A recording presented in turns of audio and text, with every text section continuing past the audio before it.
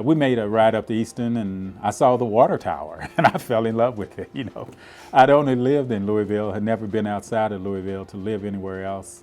It was just an exciting time. It was just a new threshold in my life.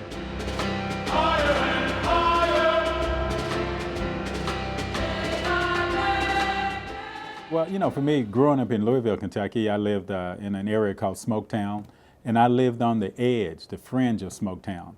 I could go around the corner, and it primarily was a white neighborhood. But I could go a corner to the west, and I'm in the projects. So though we lived in an A-frame shotgun type house, I kind of had the dichotomy of both environments. So through being basically naive, I didn't really experience a lot of the negativity regarding racism, because we played with black and white kids. Then when school desegregation took place, it was like I went to a school and it was around the corner. It was like I could get to school in 3 minutes.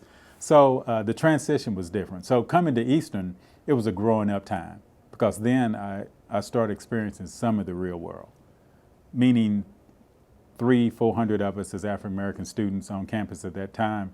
There was a more bond and closeness that I think was developed because we felt somewhat isolated. We didn't commute. Many of the Caucasian students, they commuted or went home on the weekend. At that time, you couldn't have a car as a freshman.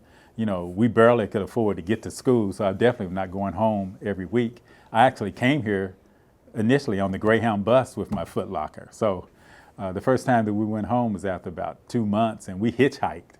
So we hitchhiked, but who picked us up? Some white people picked us up to take us back to Louisville.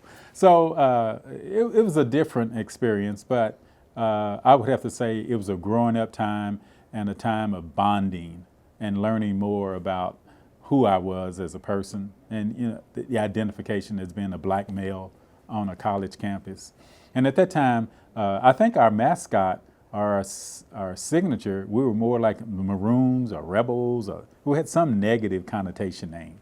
So that started some type of agitation on campus, and we had certain types of protests that took place trying to bring that identification barrier down. So we just bonded closer together. It's easier to know 300 people than I think today is about 1,000 African American students. The 300 we knew, you probably knew them first name.